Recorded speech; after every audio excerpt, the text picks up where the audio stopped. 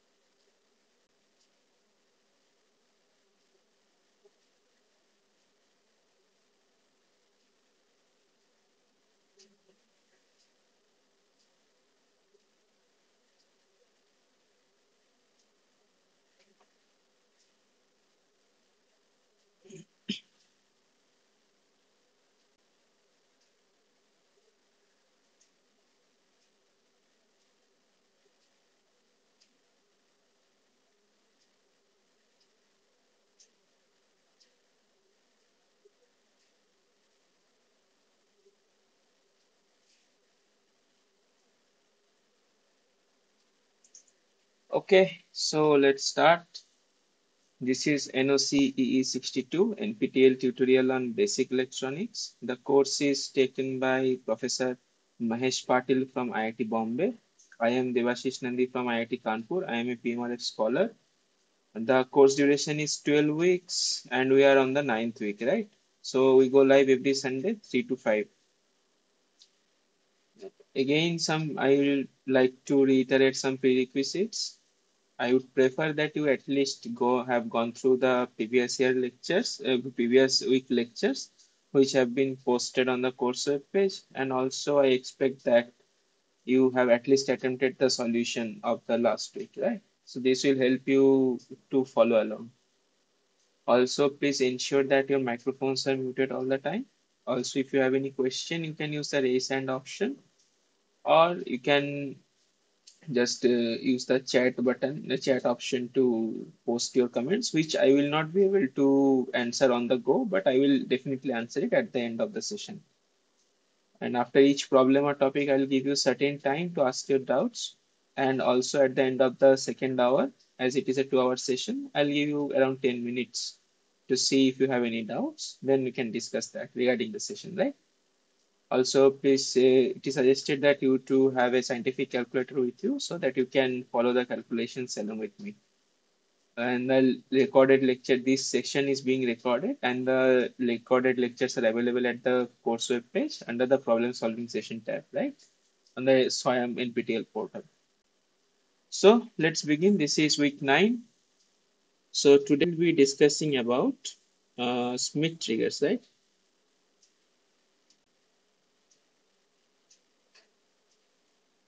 So the triggers and some oscillators. Oscillators. Okay. So this will be our goal for today. So let's begin. So let's begin with problem number 1. Okay, let me first tell you about briefly about the Schmitt trigger. I am sure that you must have read it in the lecture videos, but it is anyhow better to start with an introduction, right? So let's begin. Let me just correct the template. Yeah, Mr. Kadu, can you please mute yourself?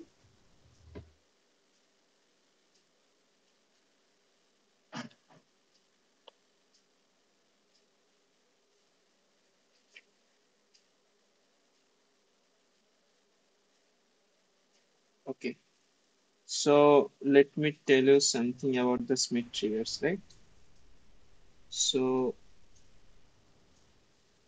basically, suppose you have a signal like this.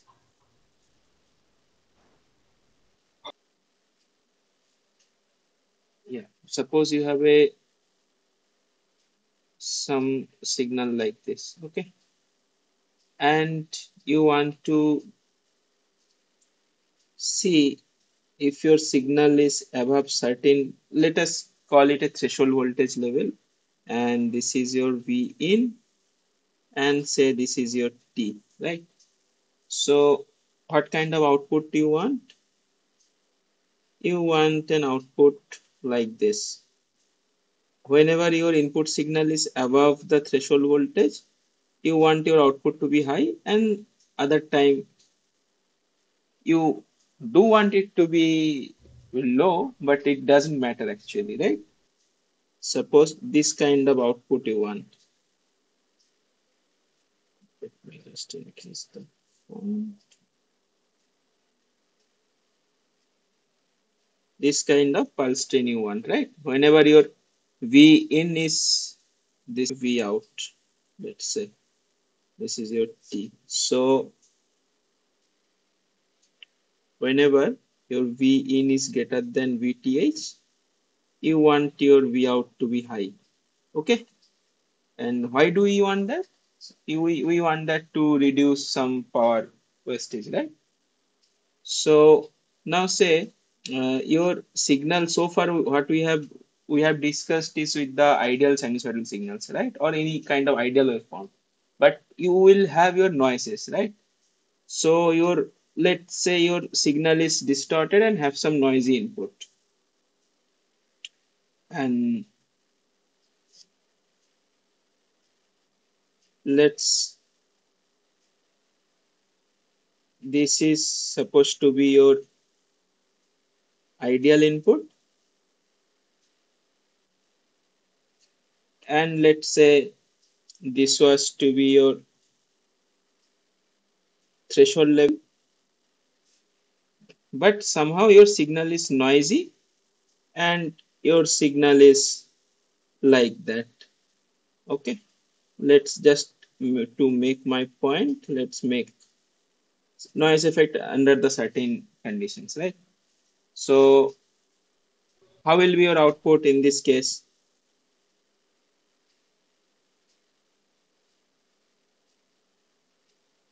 Your this is your V in, this is your V in, this is time axis, right?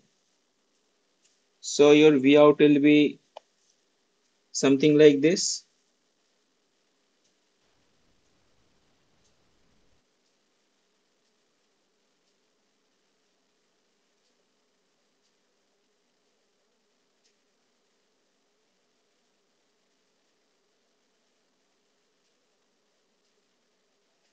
So you will have a V out like this. This will be again, this will be this duration high, then again low, then you will have certain high pulses, then you have this kind of nature, right? So you do not want that, right? Because you want whenever your V input is greater than the certain threshold limit, it should give you high output, right? So what is the issue here? The issue is that you are getting these regions where your output is low. This you do not want.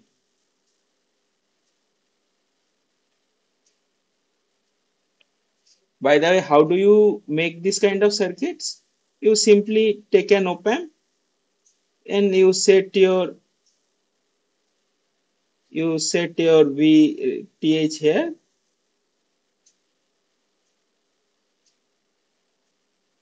and let's say you have your V input at this. Okay, this is some resistance, right? So you have your V output in this nature, right? What is your this level? This level will be Vsat, and this level will be minus of Vsat, right? Because you know your op amp has a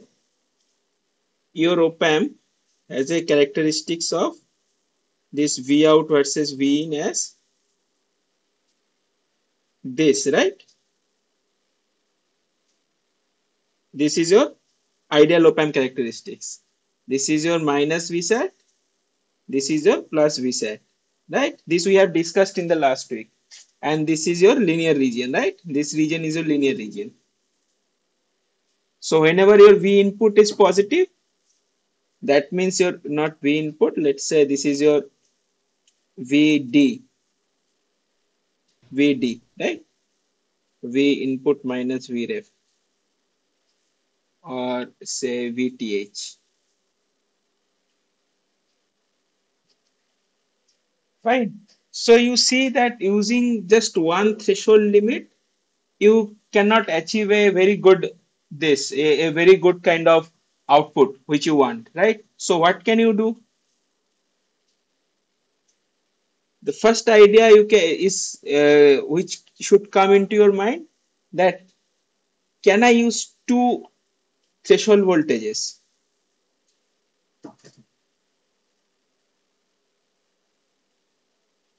Suppose you have this one threshold voltage, and let me call it VUT, upper threshold, and let me have another threshold limit somewhere here, right? And what condition can you put? You can put an condition like UT, you will get V out as high or Vsat, and whenever your V input is no audio,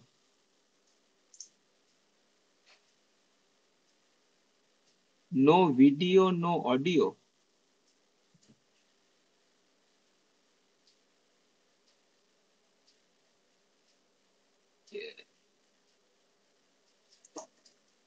Okay.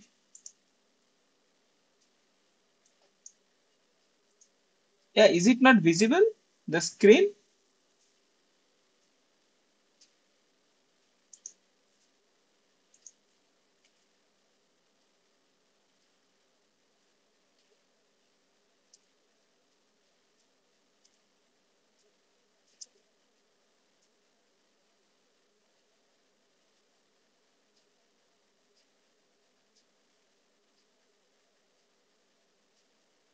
I think it is fine. But again, can you please confirm? Can you please disconnect and connect again so that you can confirm? M0987.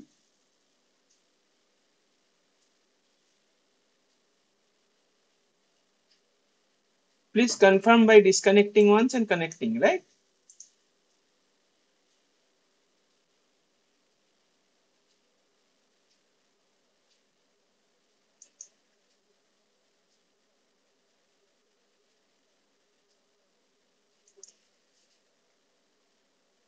Please disconnect and connect again.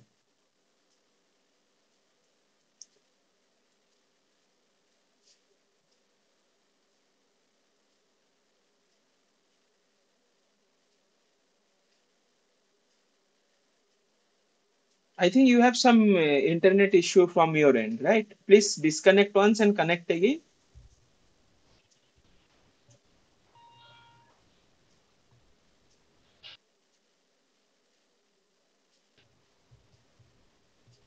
Sir, can you listen? Yeah, I am able to listen you. Sir, I cannot listen you. Audio is muted. My audio is not muted.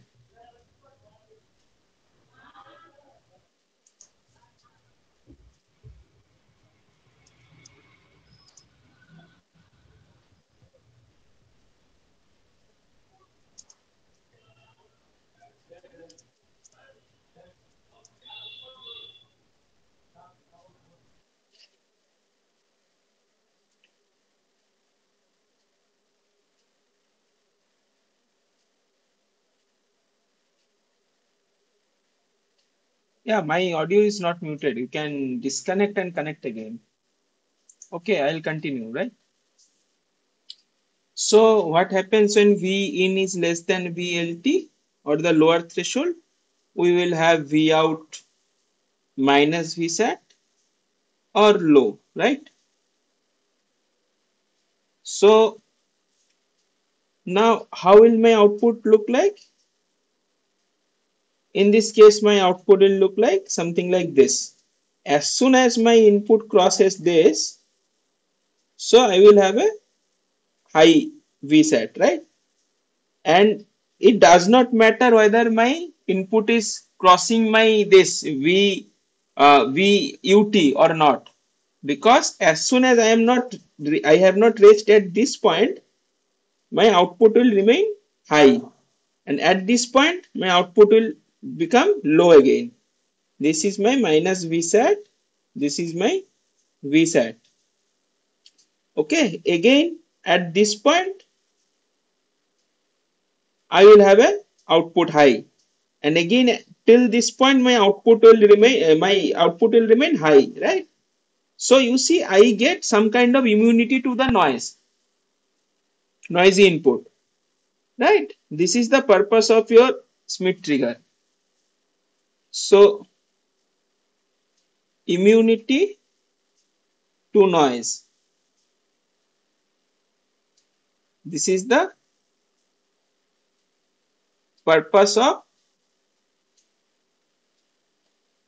Schmitt trigger, and it is a very important circuit in the mixed signal IC parlance, right? So if I now if I to draw the transfer characteristics, by the way, what is transfer characteristics? Is nothing but the relation between input and output. So you see I have one input voltage threshold, that is VUT, another voltage I have VLT, right? Whenever my input is greater than VUT, my output is saturated to Vsat, right? This is my Vsat. And whenever my input is less than VLT, then my output is saturated to minus Vsat, right? This level is minus Vsat. So now what happens whenever I move from my input voltage is moving from this to this, VUT to, Can I see from this plot that whenever my input voltage is in this place, right? Whenever my input voltage is moving from VUT to VLT, you see it remains, just let me draw it more clearly. Output will remain at plus VSAT, right?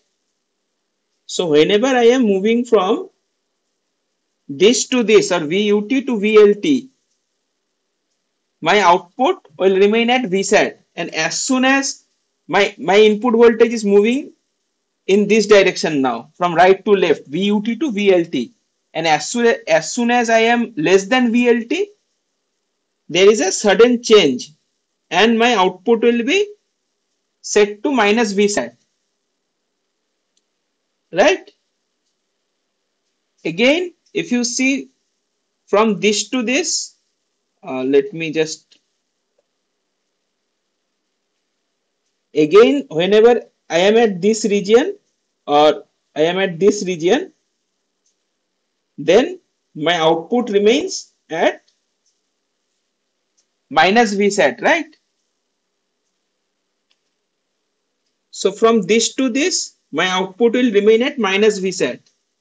And again, whenever my input is crossing VUT, then it is set to plus VSAT. So this is the kind of transfer characteristics we will get when we analyze the Schmitt trigger. So this kind of plot is called hysteresis plot, right?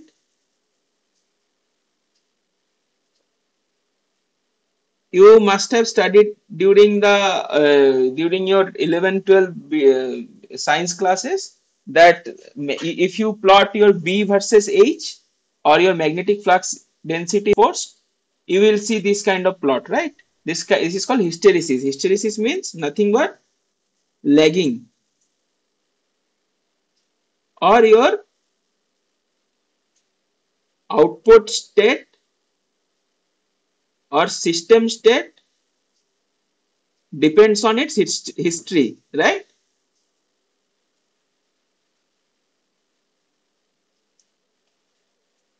So this kind of circuits can be made using op-amp under positive feedback. Can be made using op-amps under positive feedback. Feedback we have discussed in detail in last few lectures, right? So the circuit part we will discuss along with the problem statements, right? How it is behaving like that. So let's discuss the circuit part. How we can make this kind of characteristics, or a kind of a circuit which is called Schmitt trigger, which provides me this kind of characteristics.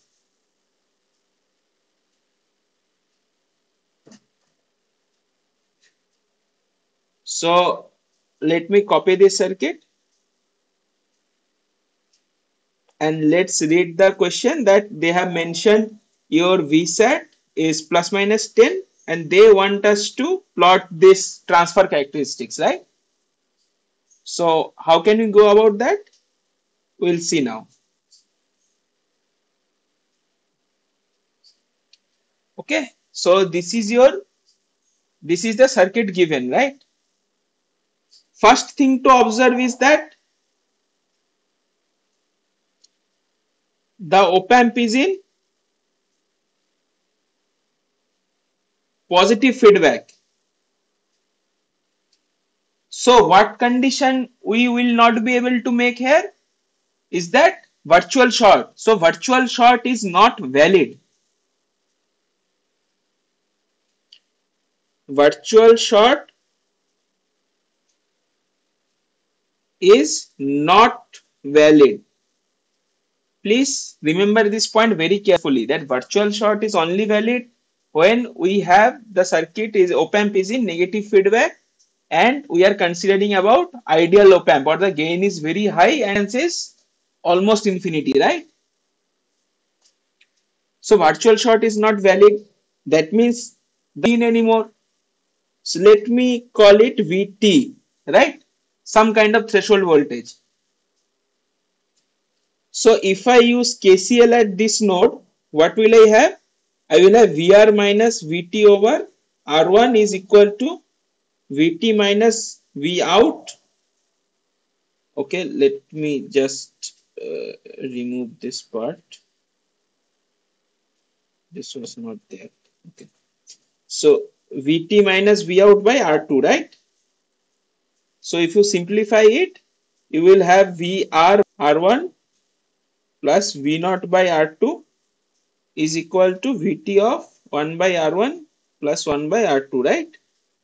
So if you simplify it, you will find this to be R2 over R1 plus R2 into VR, your R1 over R1 plus R2 V out, right? Now you need to find out, suppose Schmitt trigger circuit, the first thing you need to find out is these 2 points. These 2 points, right? If you know these 2 points, you can very easily draw the transfer. So how to get these 2 points? These 2 points will, when my V naught will change, see my VR is fixed. My VR fixed. This is also fixed. What is changing in this case? My V naught is changing, right? V naught is becoming once plus Vsat, and another time it is becoming minus Vsat. So we will consider how my Vt will change. If my V out is Vsat is V out is plus Vsat, then my will be VUT. And why does so? Because you see it is a linear relationship. And VT will be equal to VLT. Okay. So what is your Vsat plus? Plus Vsat is equal to 10 volt. Minus Vsat is equal to minus 10 volt. Your R1 is equal to 1.2K. R2 is equal to your 9K. And your VR is equal to 3 volt, right? So if you calculate this, you will find out that your VUT will be how much? This is R2 9.1 over 10.3 into 3 plus 1.2 over 10.3 into 10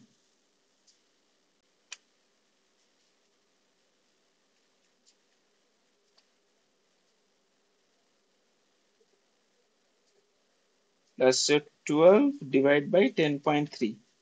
You will find it out to be 3.82 volt. Okay.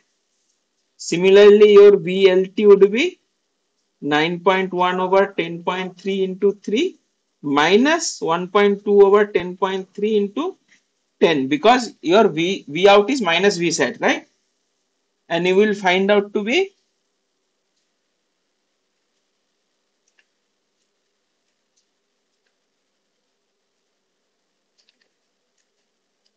1.49 volt, right? So you have your Sir, this, audio unmute. yeah.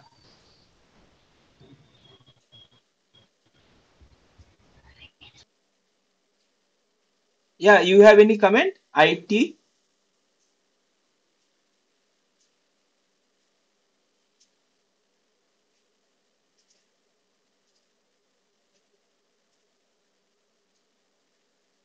Audio, no.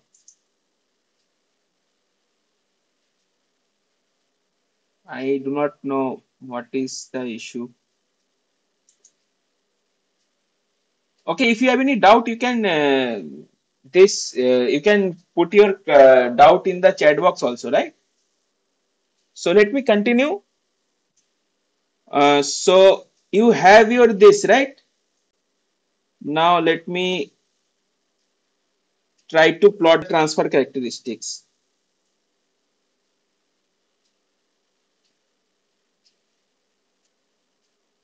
How will my transfer characteristics look like?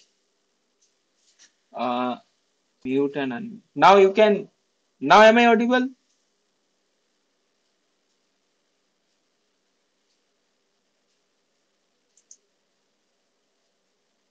Yeah, my video, audio is all working.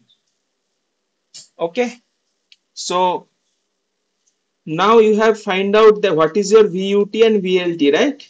So you have find out your VUT as 3.82 volt and your VLT as 1.49 volt, right? This is your V in. Now you need to check. See, your V in is at the inverting terminal, right? So whenever your will be more than Vi, then it will be positive, or in another way, whenever your Vi is less than Vt, then it will be Vsat, right? That means what is your lowest limit? Whenever you have your 1 point V in is less than 1.49 volt, you are going to have Vsat. And whenever you have this, your Vi, here Vi is more than your Vt, then you will have a negative Vsat, because your Vd will be, Vd means your the difference between non-inverting and inverting terminal of the op amp. So at this point,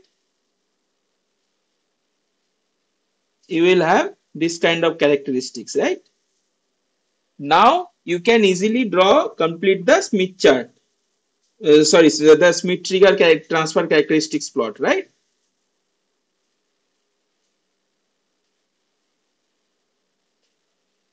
So your plot will be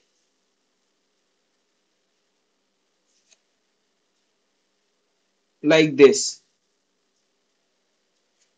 Once you get to practice a few problems, then you can just by calculating this VUT and VLT, you can easily plot the transfer characteristics, right?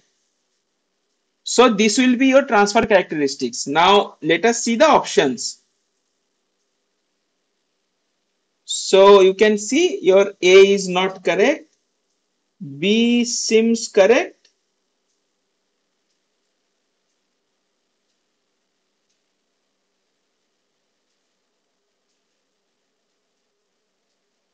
but I think I have made mistake with the directions, right?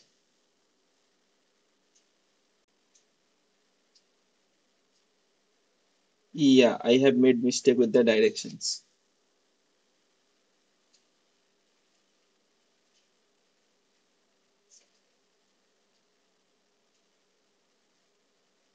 Yeah. So your B seems correct. C is not correct, and D is also not correct. So how can you note the directions? We are supposed to have these two options, right? B and C. How do you know the correct directions? Simply what you need to do, you have this. Let's say this is your 3.82 volt, and you have this level, right? You have 1.49 volt. And let's say you have a input voltage like this, right?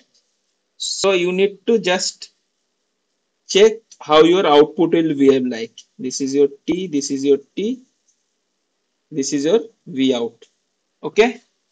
Now if you see the circuit, as your V in is increasing more than, this is the point.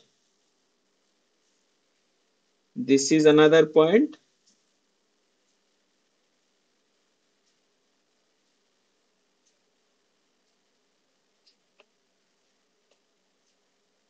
So let me start at this point. This point.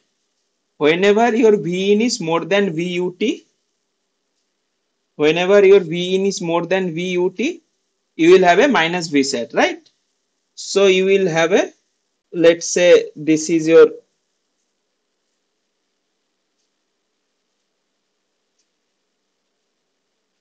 will be minus Vset. Okay. And it will be until this point. Whenever your V in is less than VLT, then it has switched up to VSAT. So this is your VSAT, this is your minus VSAT.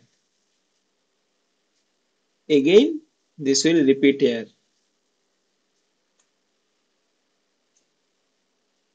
Okay. So now from this plot to this plot to know the directions. Whenever you are at this part, right? VUT to VLT. This is your this is your VUT, this is your VLT. So whenever you are at this part, what is your output? Your output is minus VSAT. That means whenever you are from VLT, this is VUT to VLT, whenever you are moving at this direction, you will be staying at minus VSAT, right? So your direction would be like this. And if you get one direction, then you just make it a clockwise or anti-clockwise, wherever the direction is like that. So you will be getting your proper direction. These directions you will be properly getting, right? That is why option C is not correct, but option B is correct. Because you see, this is VUT, this is VLT. At this direction, it is moving like that.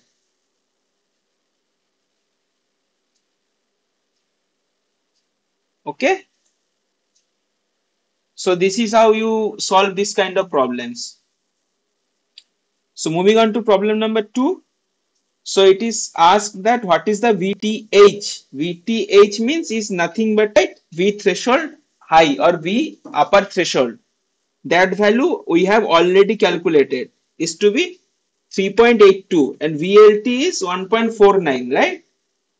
So this is 3.82 calculated during last problem. Similarly, again they are asking for a VTL or VLT. That was 1.49, right? Option number D. This was also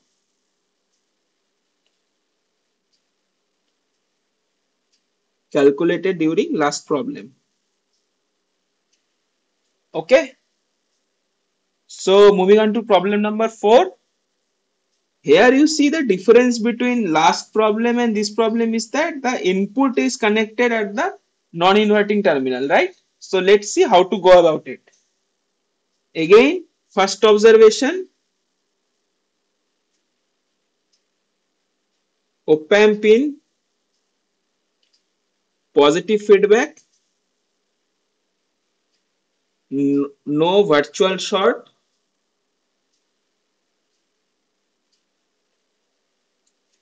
we will assume here this voltage as Vt. So whenever your Vt is greater than 0, your V out would be Vsat, and whenever Vt is less than 0, your V out would be minus Vsat. Fine.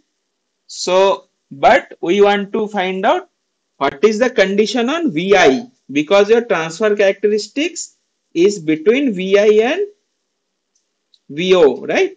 We want to find out these 2 points, VLT and VUT. Okay. So first, what will you do? We will apply KCL at this point. So it becomes Vi minus Vt over 1.5 is equal to, let's make it R1 for the time being, and Vt minus V out over R2, right? So again, it will be Vi into R2 over R1 plus R2 plus V out of R1 over, did I do it right? Let's break it. your Vi over R1 plus V out over R2 is equal to Vt over R1 plus R2 over R1 R2, right? So it would be R2 over R1 plus R2 into Vi plus V naught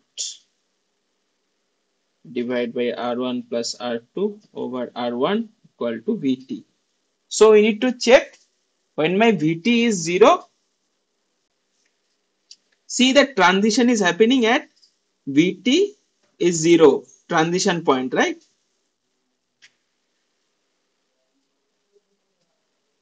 So I will put Vt equal to 0, and that will allow me to calculate Vi is equal to Vt is 0, then this will cancel and Vi will be equal to R1 by R2 into V out minus R1 by R2 into V out, right? So my Vi equal to VUT or VLT will lead to V out equal to plus minus Vsat. Okay. So I will simply put V out equal to plus minus Vsat to calculate VLT and VUT. Right? So what is my VLT comma VUT? It will be nothing but plus minus R1 is 1.5 over 6.8 into 12, right? So this will leave plus minus 2.65 volt. Okay. So this will be your right option. Now, though it is not asked, but it is a better practice to always make the transfer characteristics. So we get a better clarity, right? Let's try to make the transfer characteristics. This is your V out. This is your V in. So what are the threshold voltages we have got? The threshold voltages we have got is plus minus 2.65 volt, right? So this is one threshold voltage VUT. Another threshold voltage is minus 2.65 volt. Okay. So whenever my V in is more than 2.65 volt, that means my V in is increasing. That means my VT will also increase, or I will have a, if this increases, then this will saturate to Vsat, right? So beyond this point, I will have a Vsat. Similarly, we can show that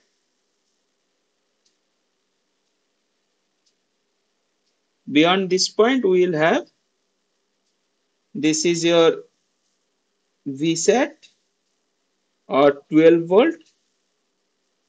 This is your minus Vsat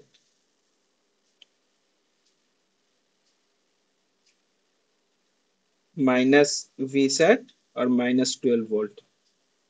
Okay. So again, you need to simply draw the transfer characteristics. You know it is a Schmitt trigger, so it will have a hysteresis kind of, sharp hysteresis kind of nature. So whenever you will be going back at this, you will stay to Vsat. You jump to this at VLT. This is VLT. This is VUT. And again you will remain here. And whenever you are crossing your V2.65 or VUT, you will jump back. Right? This is your transfer characteristics.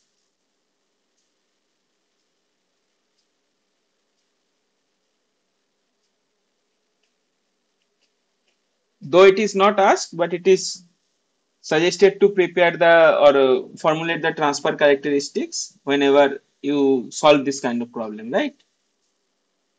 So this is as far as problem number 4. Let's move to problem number 5. Okay. So problem number 5, you see this is nothing but the same as problem number 4, same circuit. Just there is a Zener diode pair connected back to back at the output, right? Again, what is the Zener diode characteristics? You know, if this is your VD, this is your ID, this is your Zener diode, this is your VD, say this is your ID. Whenever the diode is in forward bias, whenever it has crossed a voltage of 0.7 volt, we approximate this as ideal kind of nature, or current is almost infinite. And whenever the in the reverse direction, it has a, you see Vz is minus 9.3 volt, then I will have again a almost a short kind of situation, or there will be breakdown, Zener breakdown, and there will be huge amount of current, right? So this is your Zener voltage characteristics. Now tell me, if I connect a branch like this,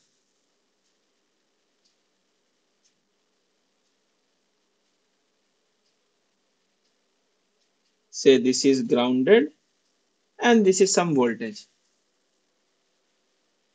For current to flow in this branch, or this branch to be connected, what is the condition? The condition is that both of these should be conducting.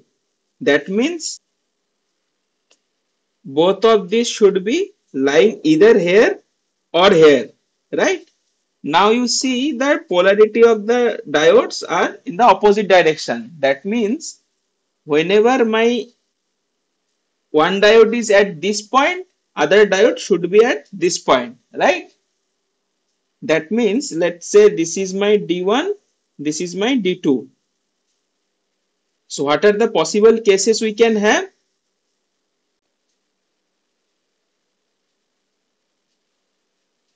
Possible cases we can have is D1 on, D2 breakdown, right? That means my D1 is here point. One condition, otherwise my D2 is here and my, or D2 is on and D1 is breakdown region, right?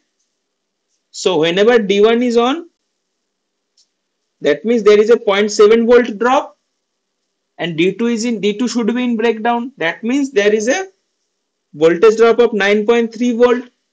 So if I, this node is V0, right? So whenever this condition is valid, then my V0 will be 10 volt, and whenever my D2 is on, or this condition, let's say this condition,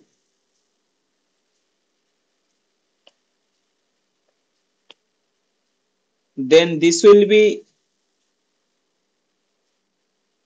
9.3 volt and this will be on. That means this is 0.7 volt, right? So your V out would be minus 10 volt, right? Now see, how does this thing affect your Schmitt trigger operation? So if you look very carefully, you will see that my V0, the voltage V0 is no longer going to plus minus Vsat, right? This is not valid anymore, because as soon as here I am having 15 volt on, let's say whenever V0 tries to reach Vsat, which is plus 15 volt, then let's say this is my case 1, this is my case 2. Then my I am in case 1, and case 1 is your V0 is connected to a 10-volt battery, right? It is nothing but a, this is nothing but a condition of a voltage source. Whenever there is a voltage source connected across two terminals, it does not matter whatever the other condition is, how much current I am pushing to that node, between the in that branch, it will always hold the same value of voltage of that ideal voltage source, right? So my V naught will be plus 10 volt whenever V naught tries to go to VSAT, and whenever V naught tries to go to minus VSAT or minus 15 volt, similar my case 2 will be activated and my V naught will be minus 10 volt, right? So effectively what I can say? I can say that my new VSAT effective is becoming plus minus 10 volt, right? This will determine my Schmitt trigger operation. Schmitt trigger operation. It is no longer plus minus 15 volt. It is plus minus 10 volt, which will determine the Schmitt trigger operation now, right? Now, when you know this much, then the circuit is entirely similar to whatever you have calculated in case number 4, right? This is the same thing, but here VSAT has become plus minus 10 volt instead of given plus minus 15 volt. So what was your threshold voltages? This formula was applicable, right? So you can simply put the, you can simply analyze the circuit using KCL at that node, or you can simply use the same formula, that is your VI will become minus R1 by R2 into V naught, right? So your V threshold voltages has become plus minus, what is your R1 here? R1 here is your 1.2K.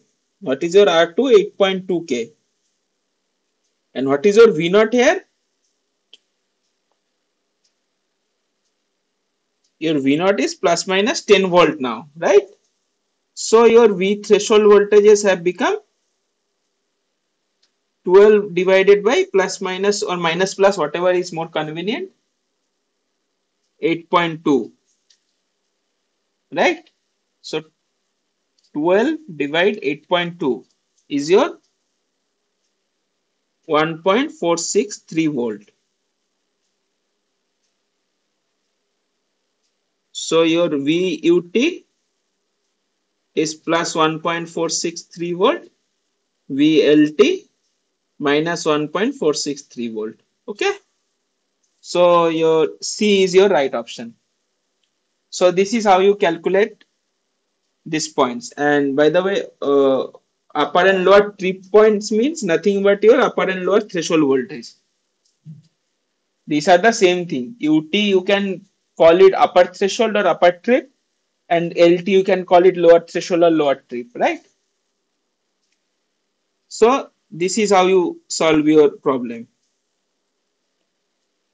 So moving on to the next problem, it is the same circuit and it is given that what is the maximum value of R3 required to limit the op-amp output current of 5 milliampere.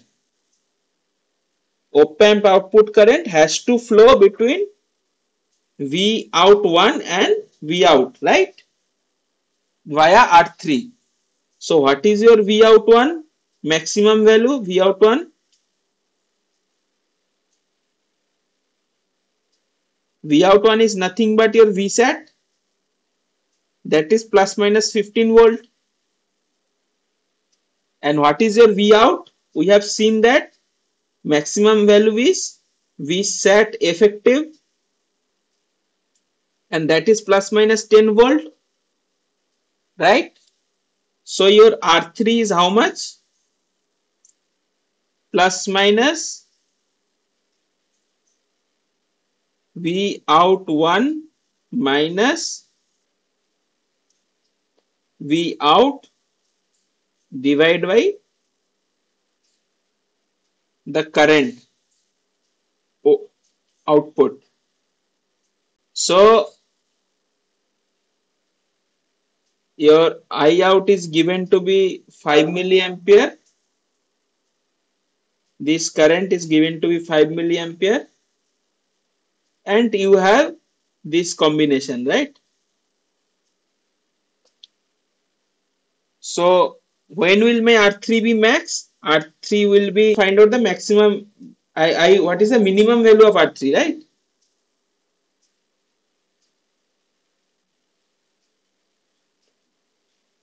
I have been asked to find out the minimum value of R3. R3 will be minimum when this difference will be minimum, right? So how can this difference be minimum? From the magnitude point of view, you have V out 1. What are the possible values? 15 volt. V out, what are the possible values? 10 volt.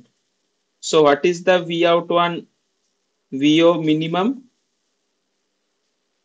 It is easily can be seen that it is 5 volt, right? You have all the options. You have 25, you have 5, right? Then you have minus 30, minus 25. So, and minus 5.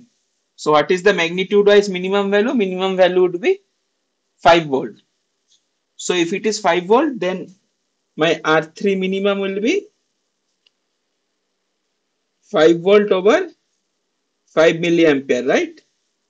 That is nothing but 1 kilo ohm.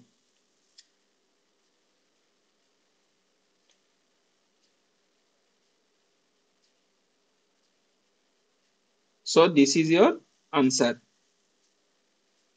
So A is your right answer. Okay. So this is how you can calculate this kind of circuits. So let us move forward.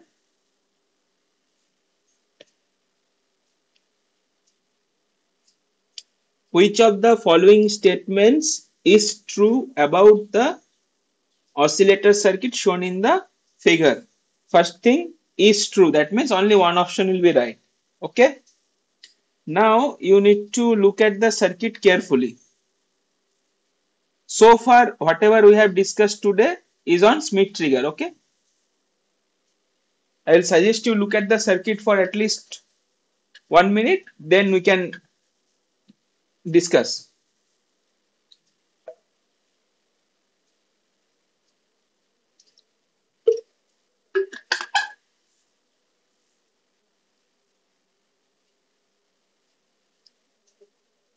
So if you look at the circuit very carefully, you can see that I am sure most of you must have noticed that this part of the circuit is nothing but a trigger, right?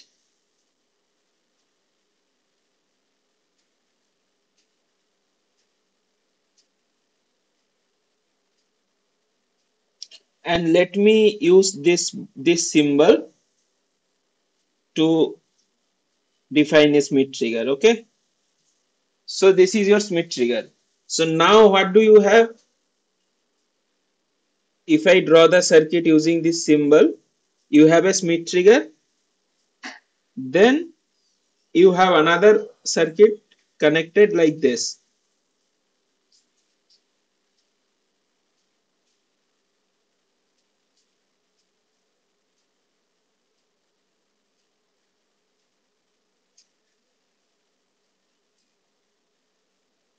This is the circuit connection, right? And let me also use this RL here. Okay. So this is your how your circuit is going to look like. So now, can you tell me what is this part of the circuit? This part of the circuit.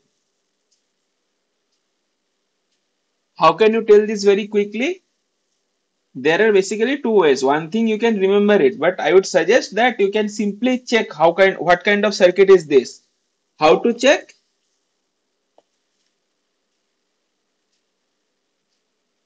You simply just analyze this circuit. It will take you hardly 1 minute, right? This is your V in, this is your R, this is your C, and this is your, let's say, what is this point? This was VO1, okay? For the time being, let me take it VO.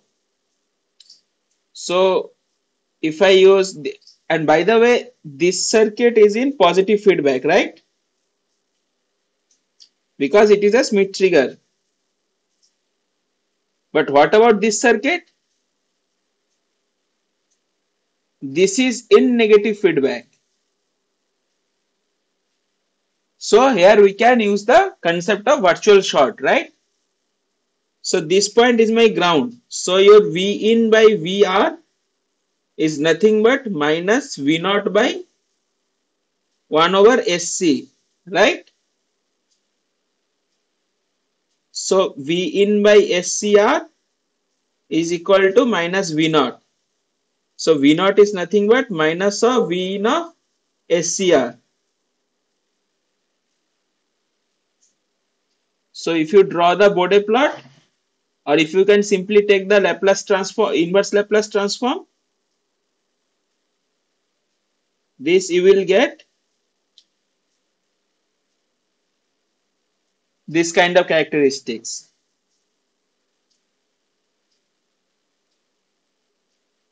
This is an ideal integrator.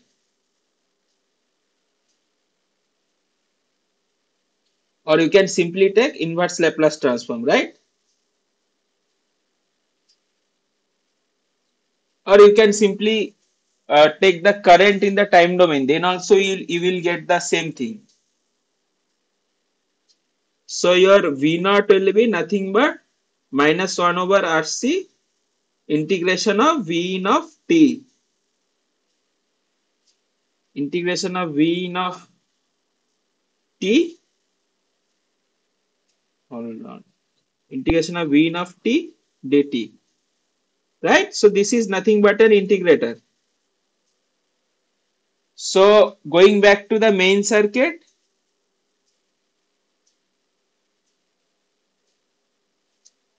you see at this point VO2, what is the output of the integrator? Output of a Schmitt trigger look. What does a output of a Schmitt trigger look like? It looks like a rectangular waveform, right? Switching between Vsat and minus Vsat. So obviously, my VO2 nature of VO2, as your VO2 is output of a Schmitt trigger, so nature would be square wave, right? Or rectangular waveform. And this VO2 is fed as an input to this integrator stage, right? So you have this. Basically, you have an integrator. Here you have VO2 and here you have VO1, right? So now tell me, how will the integrator output of a square waveform look like?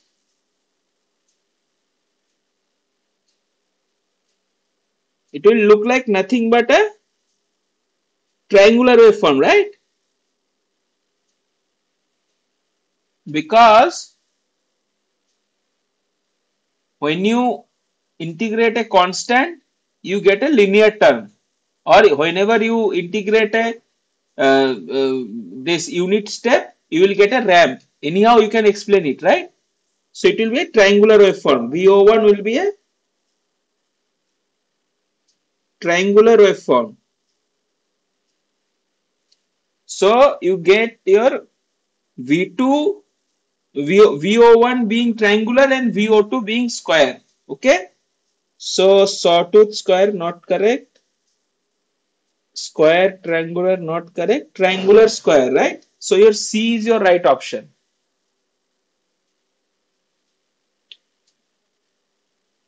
Okay. So this is how you can solve this kind of problem. Now moving on to problem number 8.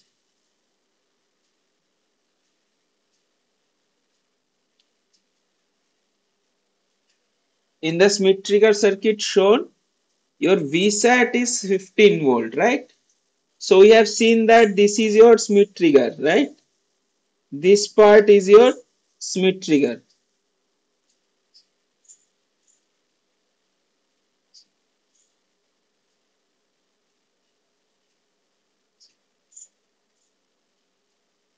What is your VSAT means? We are talking about VO2. VO2 is VSAT, it is plus minus 15 volt, right? So by default, what is my VO1? VO1 will be limited by your this, right? VLT and VHT, VUT. We have been using the VUT nomenclature. VUT, right? So what is your VUT or generally VTH? Let's say VTH because it would be symmetric anyhow because your VSAT is symmetric plus minus 15 volt, right? So your VTH would be, how you can calculate your VTH? This circuit you remember we have analyzed in problem number 4. There we have find out this is nothing but plus minus R1 by R2 into VSAT, right? That is your 1.2 over 6.8 into 15.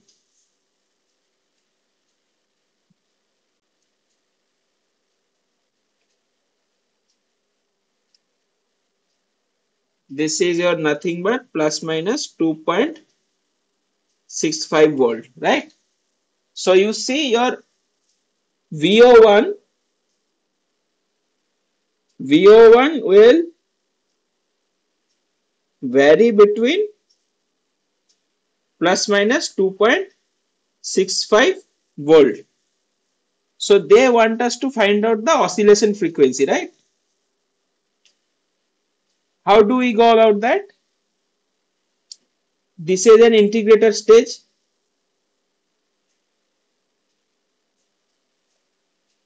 You see, let me just draw the waveform first qualitatively.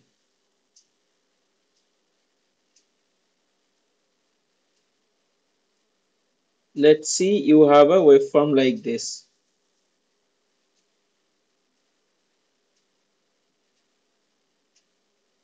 Okay. And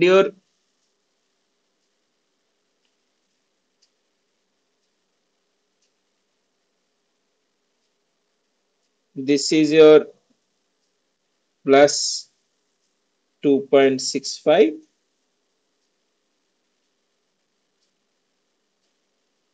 This is, let's say, minus 2.65 volt, right? Let's draw it this much and let's move on to the circuit. So we see that VO2. So from this equation, we can write your VO1 is nothing but minus 1 by RC integration VO2 of T of dt, right? Because this VO2 is feeding as an input here. This is VO2. Okay. So now what we can do, we can note that d dt, we can take differentiation both sides. VOT of T is nothing but minus 1 over RC into VO2 T, right? So let me consider these things Professor Patil has discussed in his lecture in very detail. Let's see, this is T1 and this is T2, right? So for a linear plot,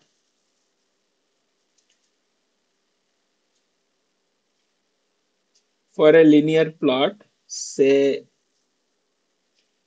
in this, your VOL, not OL, let me use the actual nomenclature, VLT minus VUT over this, right? This is your T1.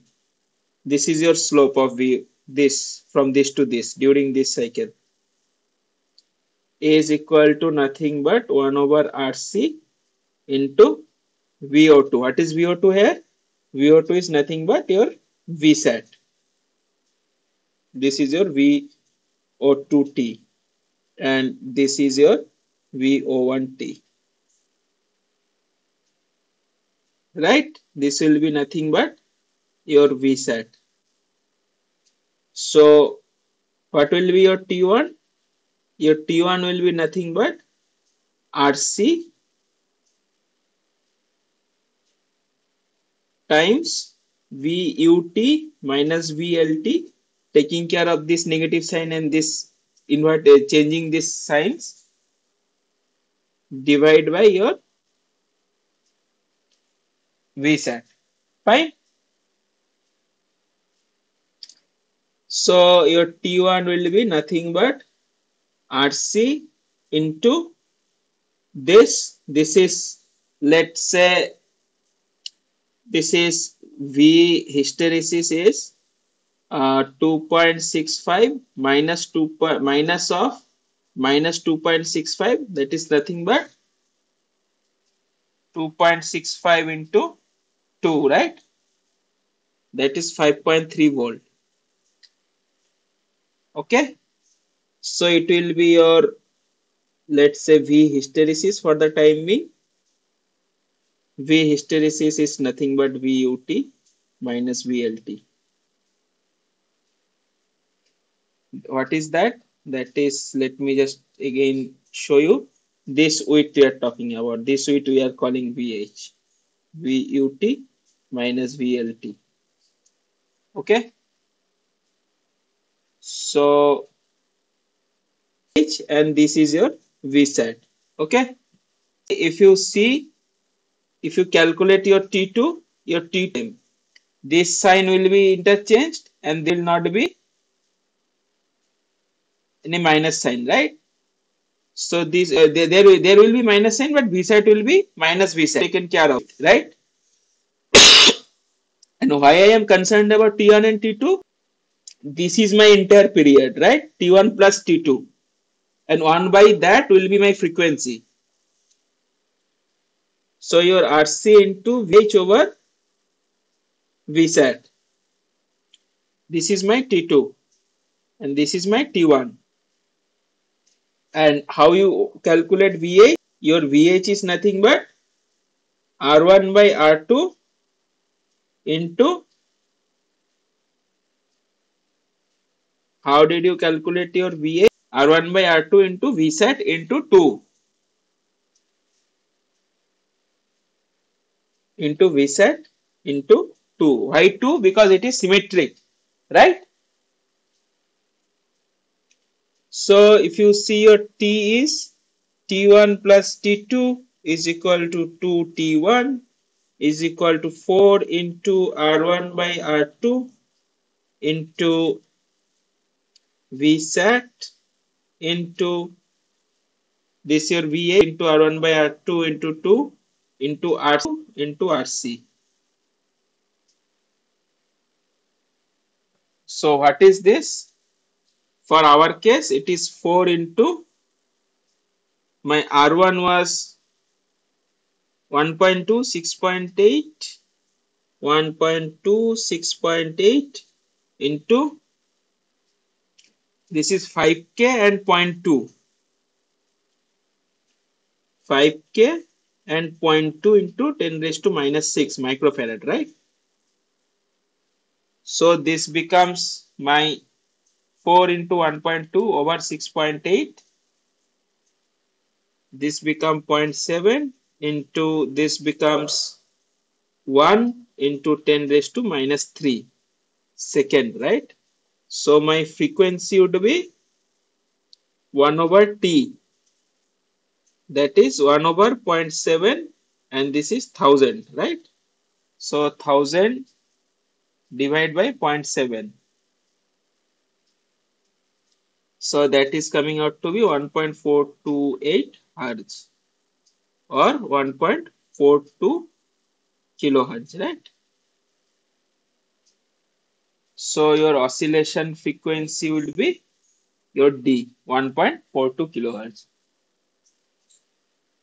In this calculation, if you change your this values, suppose your VSAT, right? If you change your VSAT, suppose it is plus 15 and minus 10, then your VTH will not be symmetric. It will not be plus minus 2.65. It will be plus something and minus of some different value, right? Then your VH will not be just this into 2. This will be 2. The whatever the positive VTH, VUT minus of minus VLT, right? That way you will have a different value. So always remember this. This formula is not sacrosanct. This formula is not sacrosanct, right?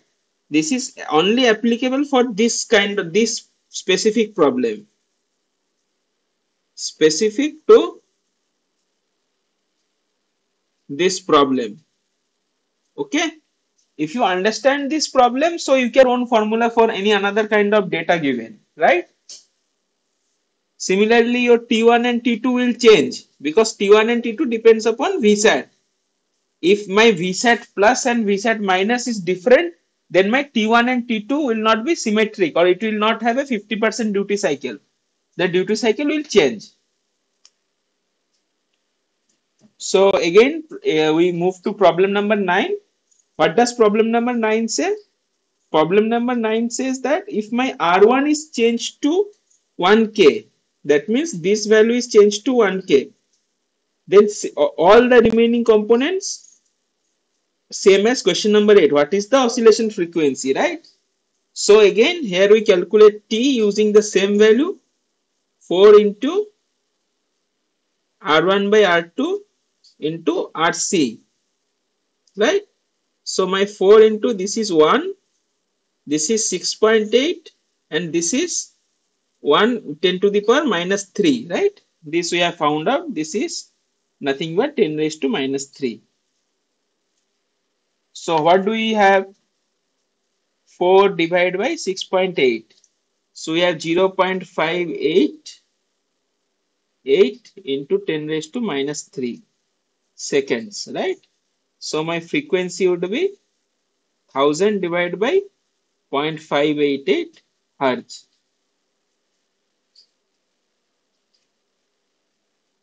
And my answer is 1.7 kilohertz, right? So this is my right answer. Just let me check whether I have got the right answer. Yeah.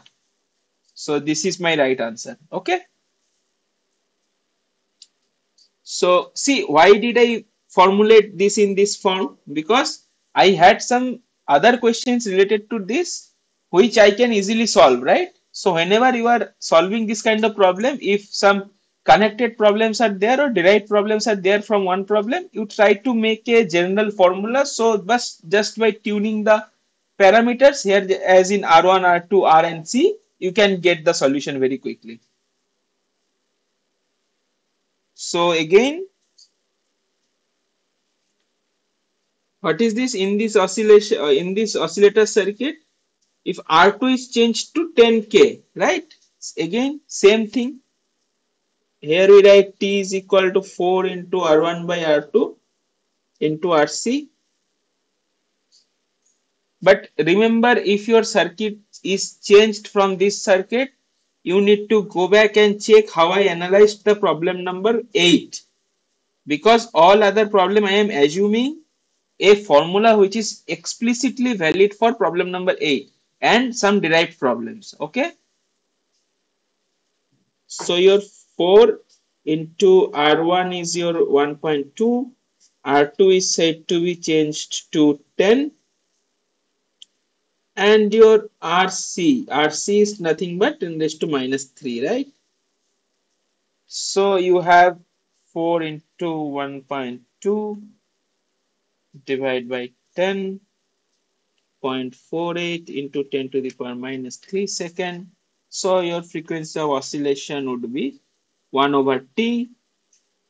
Let me write it for the sake. If you are not getting how I am calculating this, 1 over T is nothing but 1000 over 0.48 hertz.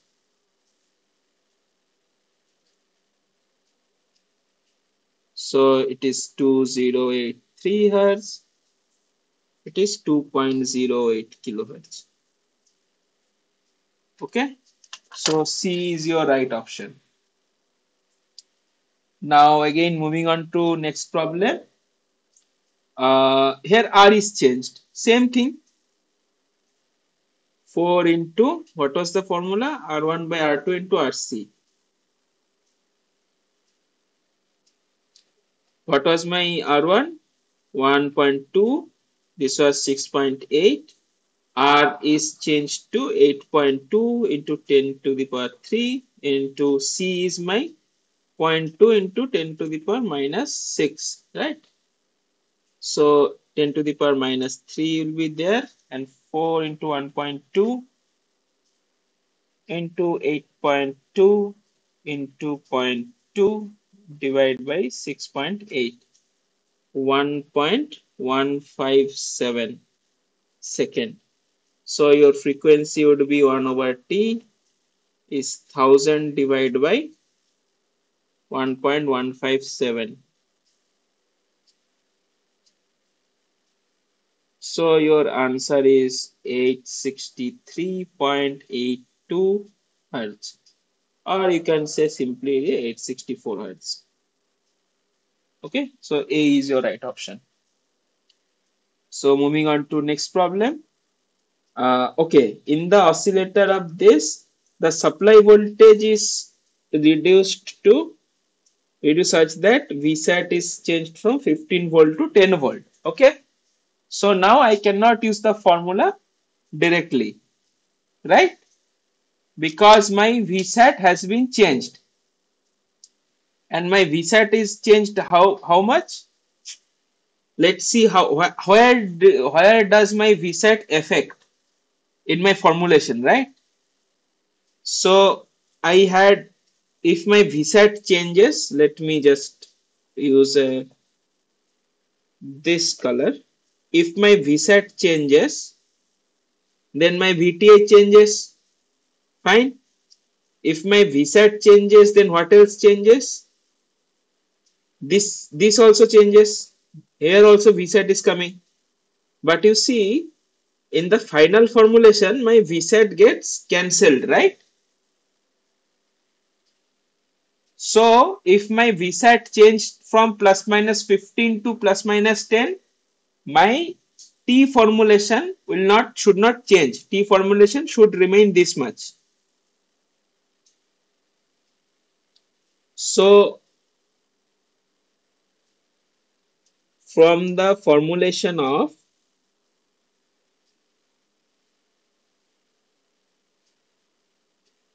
problem number 8, T is equal to 4 into R1 by R2 into RC. We have noticed that T does not depend upon plus minus Vsat, and this is very important for this specific circuit, right? For other circuit it may depend. As I have told you, if Vsat plus and Vsat minus is not same, then it will surely depend. So your T will remain same as in problem number 8. So my F equal to 1 by T will also follow the same formulation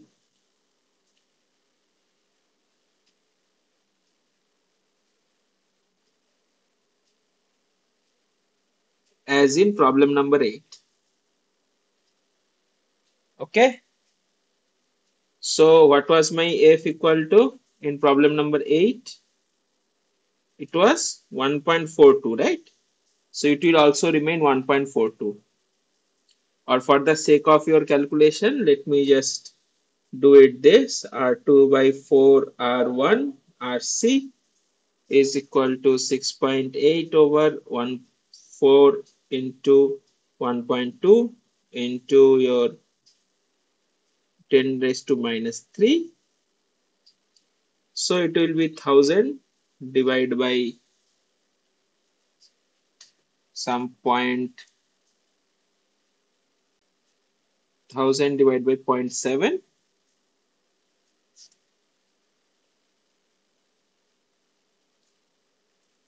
will be equal to 1.42 kilohertz, right?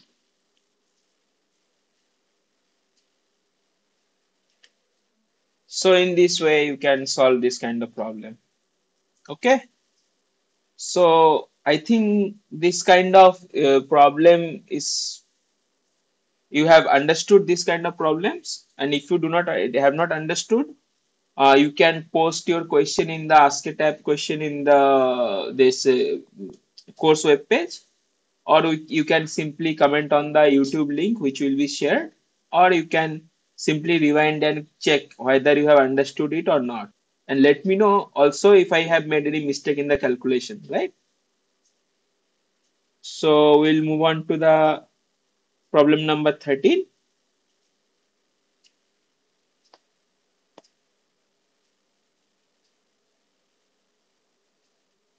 So just look at the problem for 1 minute.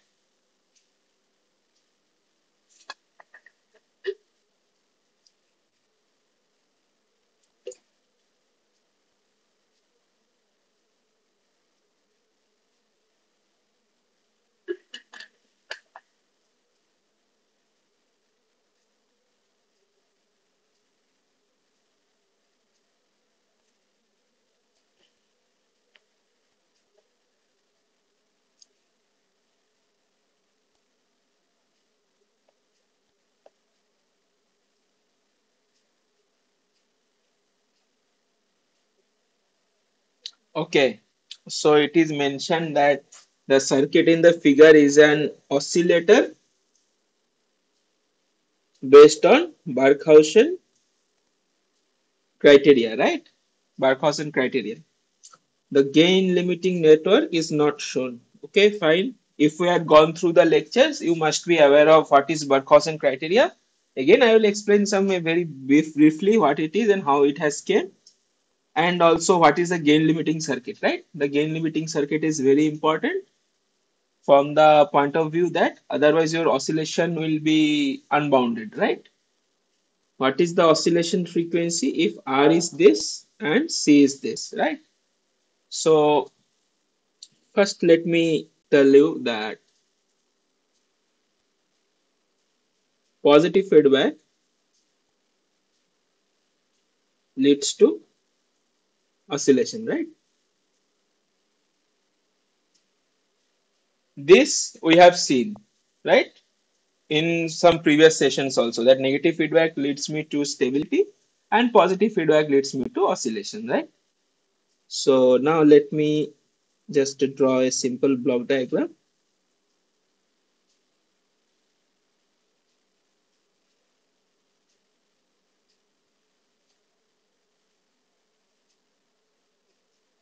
By the way, what is oscillator? Oscillator is nothing but an amplifier which is connected in a positive feedback, right?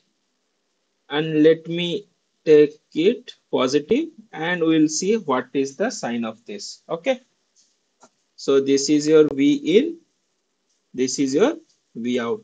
Okay, so how do you calculate your V out by V in?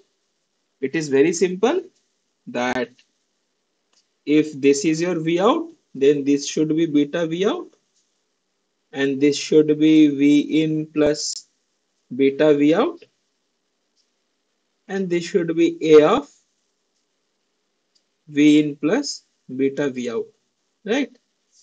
So your V out is nothing but A into V in plus beta V out, right? So if you come take your V out at this side, and 1 minus beta A is equal to V in. So your V out by V A by 1 minus beta A. Okay. This assumes there is a positive sign, right? Now let's break this circuit, okay? One way to analyze this is mathematically. If I tell you how Barkhausen criteria came into picture, mathematically, for oscillations, for oscillators, more say, for oscillators, your V in is 0, right? For oscillators, there is no input actually. So your this quantity V out by V in is infinity. So your 1 minus beta A should be 0. That means your A beta should be 0, right? Should be 1. And you know your A and beta are frequency dependent quantity. A, you prefer it not to be frequency dependent, but beta you want to have a frequency selective network. And we'll discuss why. So A, beta are frequency dependent quantity in general. So your this leads to mod of A beta should be 1. And if this is a real number, this should be 0, right? 0 degree the angle. So this criteria is called your Barkhausen criteria. Barkhausen's criteria for oscillations. This is as far as mathematics goes, right?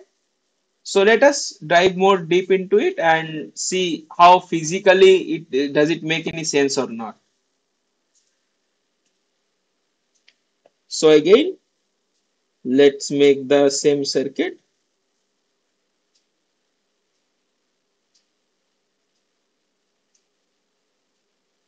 Not circuit, I should have said block diagram.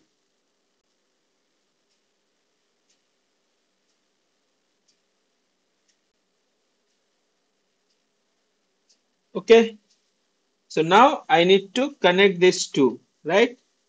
I have not completed the loop. I want to know the sense of the signal, input signal at this place. Suppose my A in, this is my V in, right? So this should be A of V in. This would be A beta of V in. Okay. So if A beta is more than 1, if I add it in a first thing, let's discuss it in this way. For a sustained oscillation, I need to add this input signal and this feedback signal in the same phase, right? If I subtract it, then my input signal itself is getting reduced every time, right? So I will not have any kind of oscillation. My circuit is going to negative feedback. So sense of signal at this place and this should be in the same phase. So my V in and A beta V in should be in phase. That means 0 degree phase shift between them.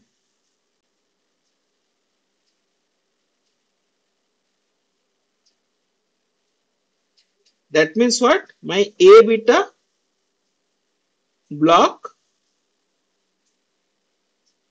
should not introduce any phase shift. That means my angle of A beta should be 0 degree, right? From intuition, we can say this much. Now, from the magnitude condition, how this is the Barkhausen phase condition.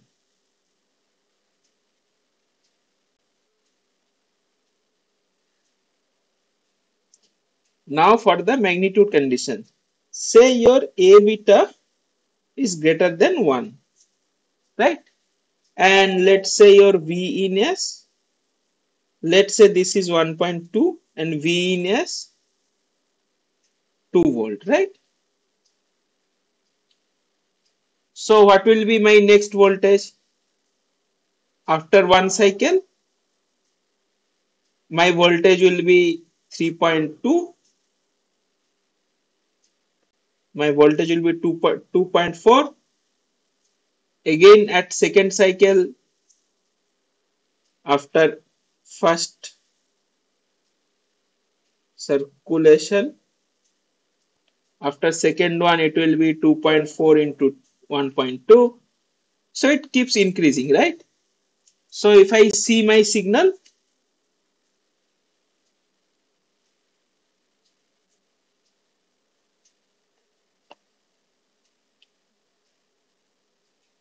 if I observe my V out,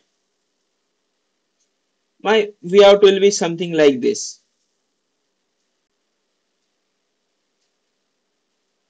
This is called growing oscillation, right? And if my A beta is less than 1, then if let's say 0.8, my V in as 2V, then after first circulation it would be 1.6, again it would be 1.44,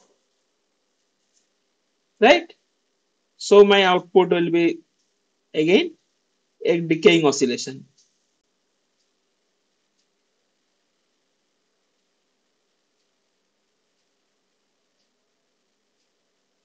Decaying oscillation, right? But we want sustained oscillation, right?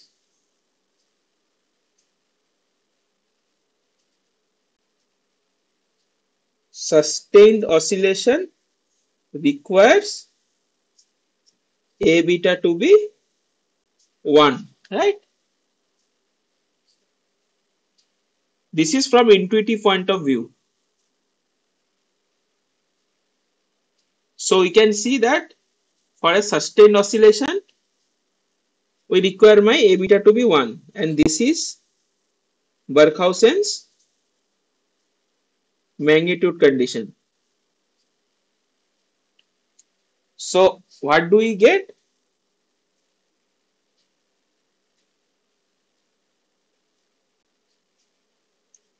Conditions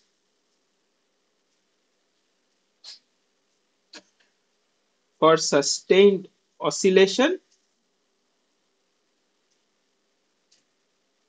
A beta is 1, angle A beta is 0 degree. By the way, what does this A beta is called? A beta is called nothing but loop gain, right? A beta is called your L or loop gain, and this is a frequency dependent quantity. Okay, and why does it call loop gain? You can see that if I break the loop at any point, if I go from one point to the other at the end of the loop, I will see how much, what is the transfer function or how much gain do I encounter. It will be A beta. My signal has encountered a gain of A beta, so called my loop gain. So Barkhausen criteria is telling that for a sustained oscillation, the magnitude of my loop gain should be 1 and the phase of my loop gain, phase generated by the loop gain should be 0 degree, so that my signal gets added in phase with the feedback signal, right? So, but how does practical oscillators work?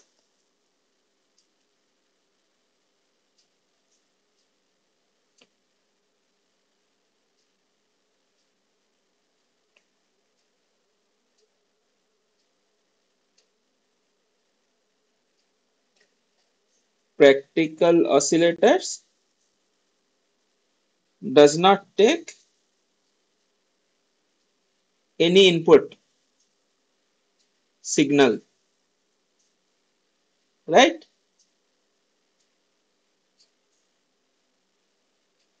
So if I have to draw the block diagram, it would be something like this.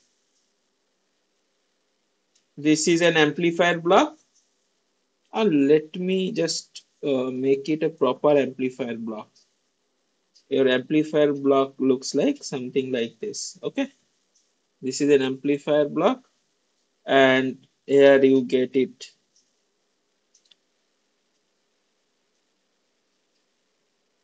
This is a frequency selective feedback block,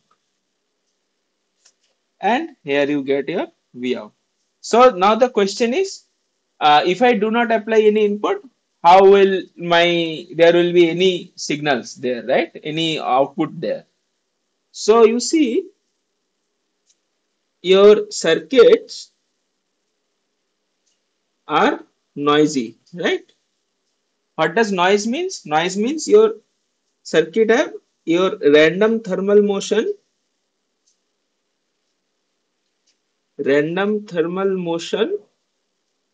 See, your current flows due to the flow of electron, right?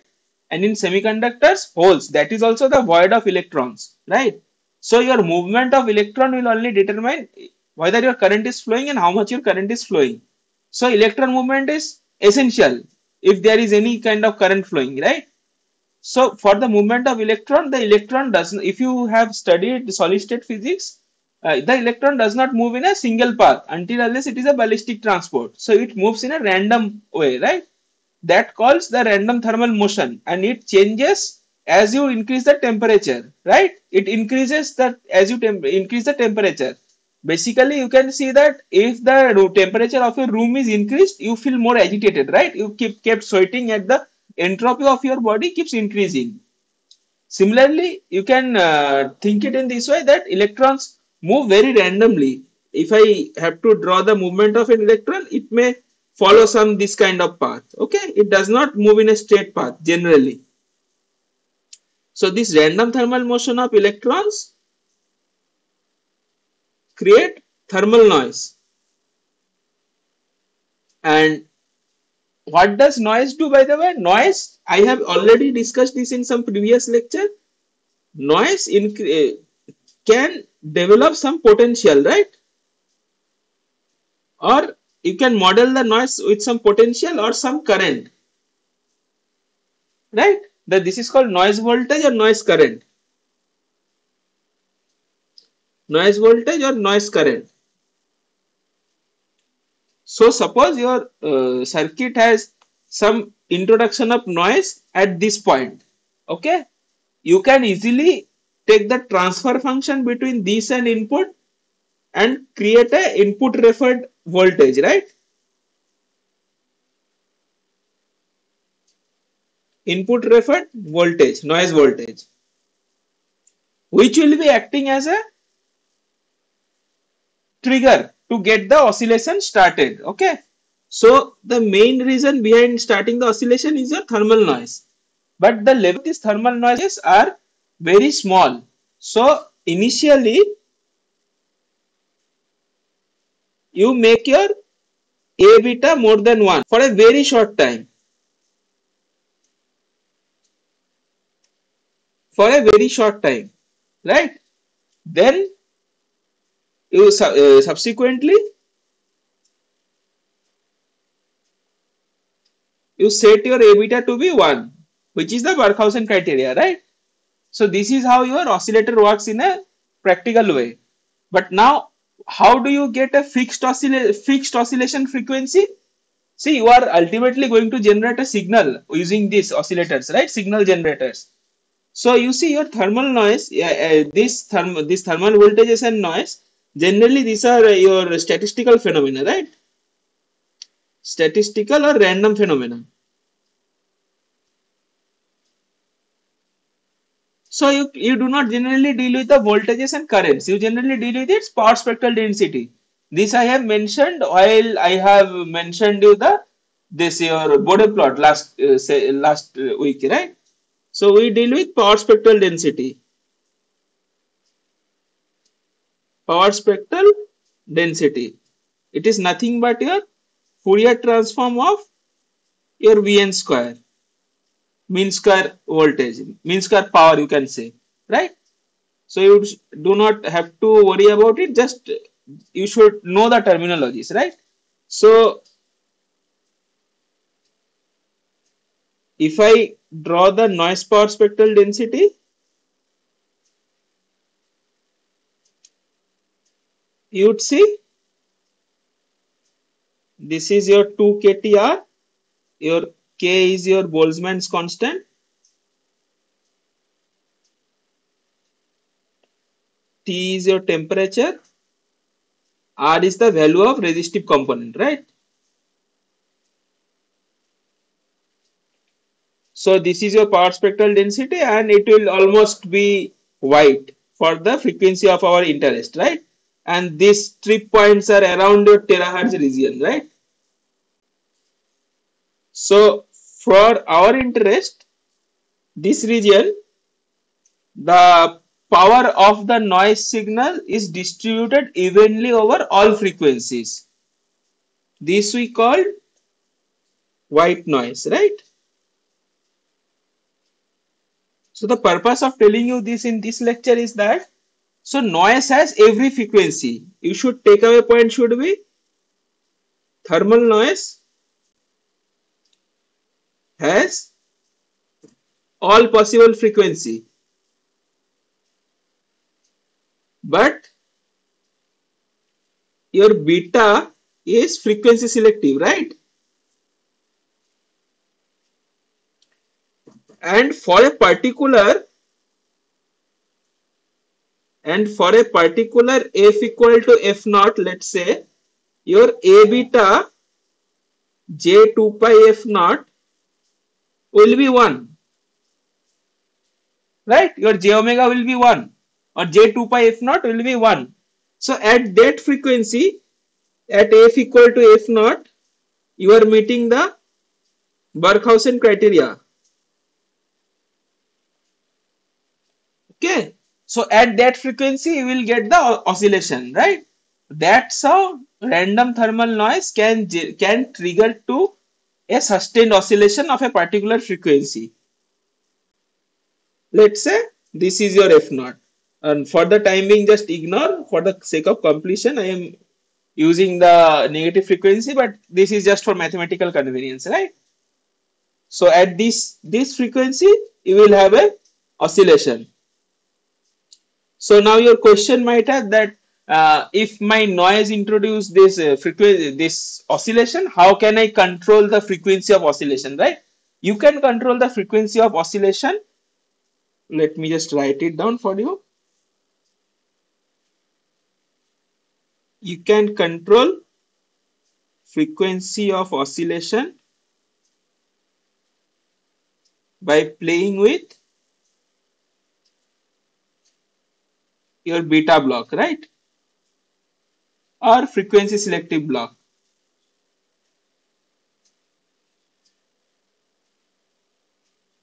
That is your RC or RLC or crystal network. Okay. So you should know this much. That's all. This is important point for you.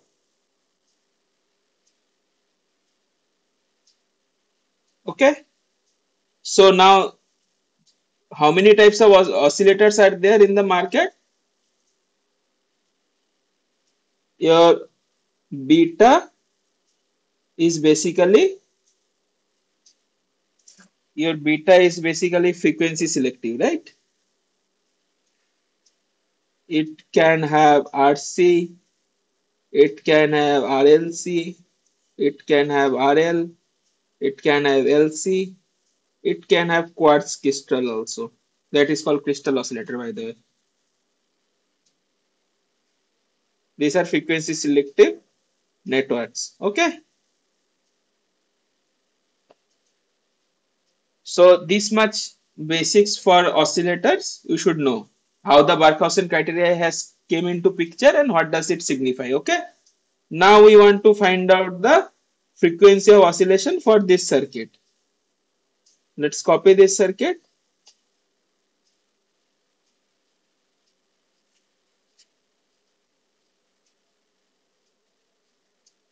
And what was my R and C?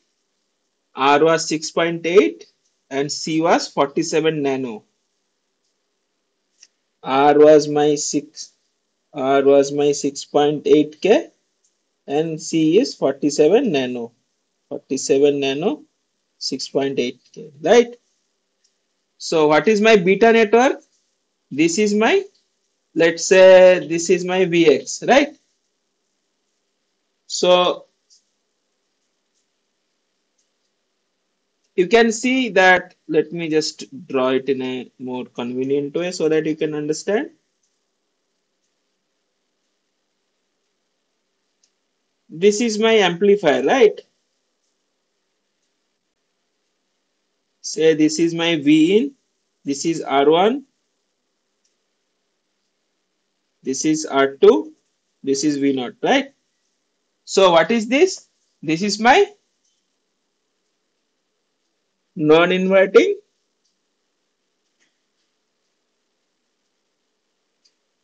amplifier, let's say, or let's say some kind of amplifier, not specifically I should mention non-inverting. Let's say this is some kind of amplifier and this is your V input, right? So this is nothing but your V in and you have some kind of amplification V out. Now what you should do? You should have a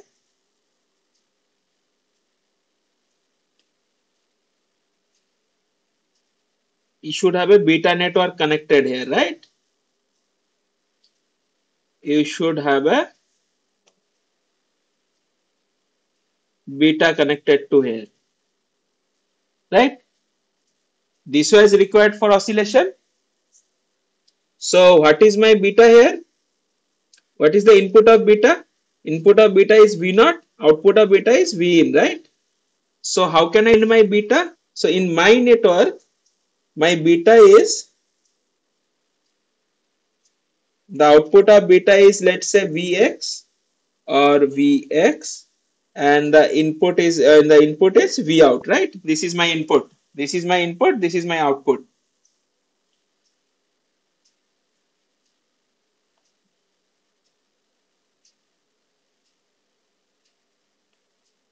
For the time being, this, let's say in, this is same. This is my output of beta, right? So this is my beta block. And what is in my case beta? Beta is nothing but a resistance. Let me just draw it in the convenient way. There is a resistance, there is a capacitance, there is a capacitance which is grounded. This is C, R, and there is a resistance, right? This is my V0 and this is my Vx. Okay. So now I need to find out the transfer function between them. How do I do that? Simple way is, this potential I know, this I know. Let me assume this is to be Vx2, right? So if I apply KCL at this node, let me do it in detail.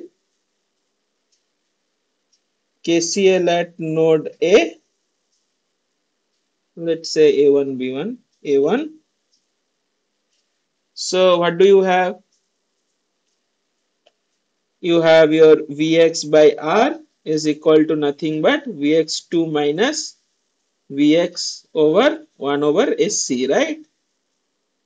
So Vx by SCR equal to Vx2 minus Vx. So Vx over 1 plus SCR over SCR into Vx2, right? So your Vx2 is nothing but SCR plus 1 over SCR into Vx. Let's remember this one. And let's apply KCL at node B1. And what will I get? I get nothing but Vx2 minus Vx by Sc 1 over Sc, this current plus this current plus Vx2 over 1 over Sc equal to this current, right? Equal to V0 minus Vx2 over R. This is your R, right? So if I do SCR Vx2 minus Vx plus SCR into Vx2 equal to V0 minus Vx2. So this will be 2SCR plus 1 into Vx2 minus SCR into Vx equal to V0.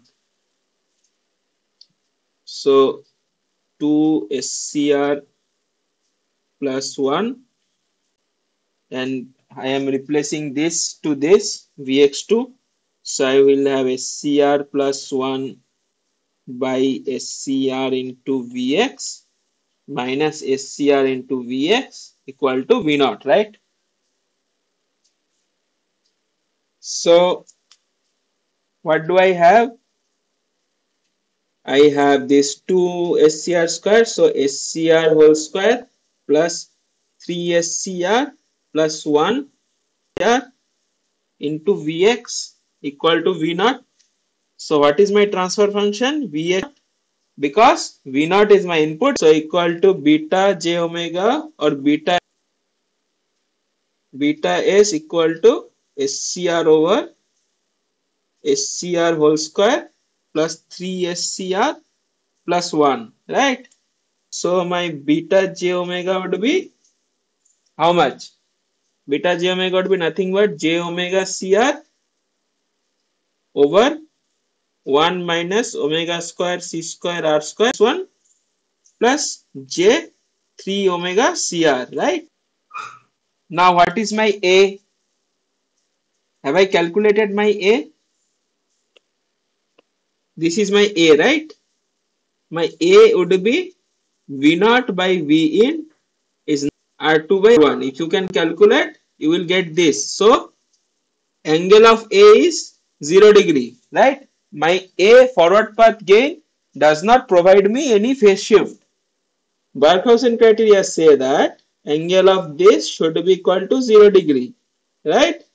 That means angle of A of j omega plus angle of beta of j omega should be 0 degree.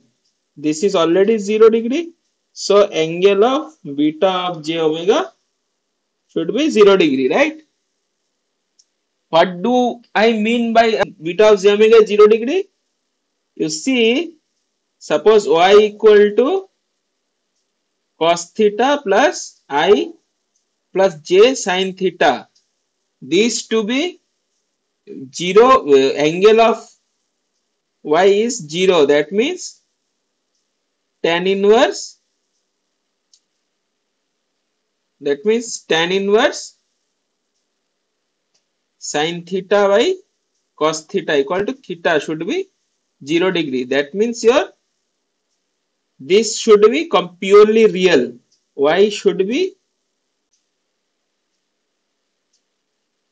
purely real, right? Because sin 0 is 0, cos 0 is 1. That means this means beta j omega should be purely real. Okay. Now you see your denominator is purely imaginary. So purely real and positive also, right? Because negative means I have a 180-degree phase shift that I cannot have here. So that means my beta should be positive real quantity, right? So for beta j omega to be positive real, I can see that 1 minus omega square c square r square should be 0. Then what is beta j omega? Beta j omega is nothing but j omega cr over 3 j omega cr. That means 1 over 3. That means it is real, right? So this should be 0. What condition does it give me? This gives me omega naught is equal to 1 by cr. That is the frequency of oscillation which is coming from the Barkhausen's principle, right? Of phase principle. That means your 2 pi f naught is equal to 1 by cr. That means your f naught is equal to 1 by 2 pi cr, right? Is equal to 1 over 2 pi. What is your c? 47 nanofarad. And what is your r? Your r is 6.8k, right? This hertz. So if you calculate it, if you do calculate it, you will find that your result will be 497 hertz, right? That is almost equivalent to 500 hertz. That means your D is your right answer. Okay. So this is very easy problem. You just need to find out the transfer function A beta. A you already know that you can, from the phase shift only you can get the frequency, right? Now also what is the other condition? Other condition is my mod of A beta should be 1, right? So coming to last problem of today, problem number 14 says that what is the minimum value of R2 by R1 required for the circuit to oscillate, right? So A beta at j omega 0 should be 1 minimum, right? So what is your A beta is your 1 plus R2 by R1 we have calculated. And what is your beta at j omega 0? Beta at j omega 0 is 1 over 3, right? Is 1 over 3 is equal to 1. So your 1 plus R2 by R1 is nothing but 3. So your ratio of the R2 by R1 should be 2, right? This is coming from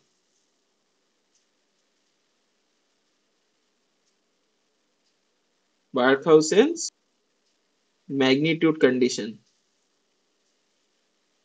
So B is the answer. So yeah, this is your Barkhausen's phase condition for sustained oscillation, right? So this is how you solve this kind of. So this is all I have to offer today. So if you have any question, I can spare 3 more minutes, else I will end the session. Started with Schmitt trigger circuits. We have seen why a single. This is, by the way, a comparator circuit. Because if my signal which I require, right, and my signal impulse train which I require at the any input or 2 threshold voltage limits, right? And I have used the fact that hysteria to come into picture, and this hysteria will convert this situation to a hysteresis kind of transfer characteristics, which I will use, which I have shown here, and this can be implemented using Schmitt trigger circuits, right? So then again we have started analyzing the Schmitt trigger circuits. We have seen that the output high and output low saturation voltage puts a limit to my input threshold voltage.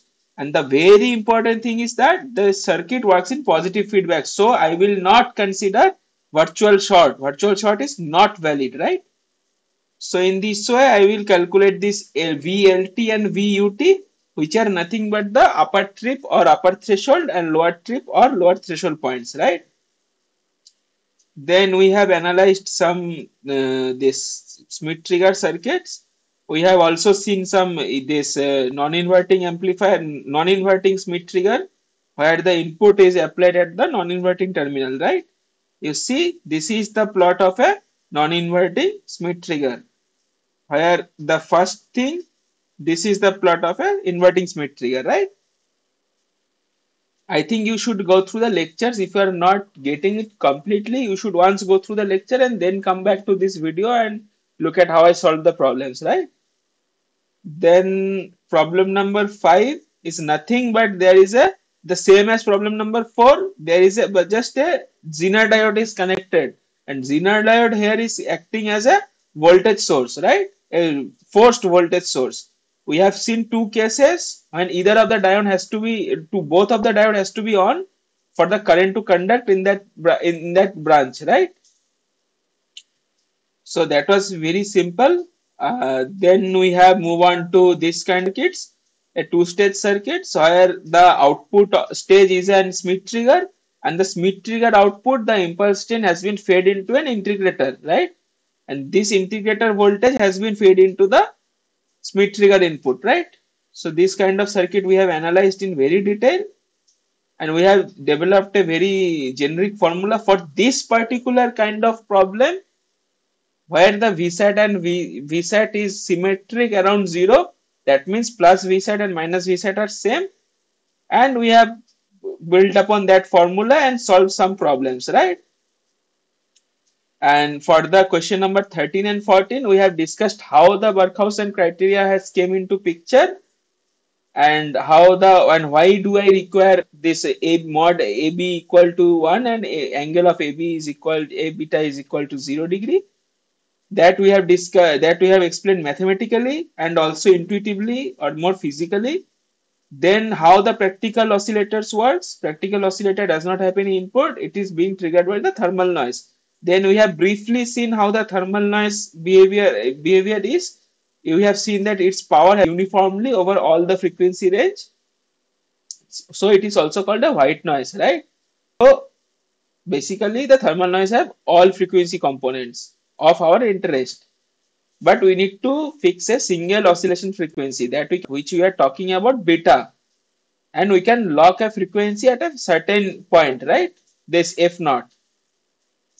So this frequency selective network can be of RC, RLC, RL and LC type, and we have also used this quartz. We can use the quartz crystal that is coming into the category of crystal oscillators.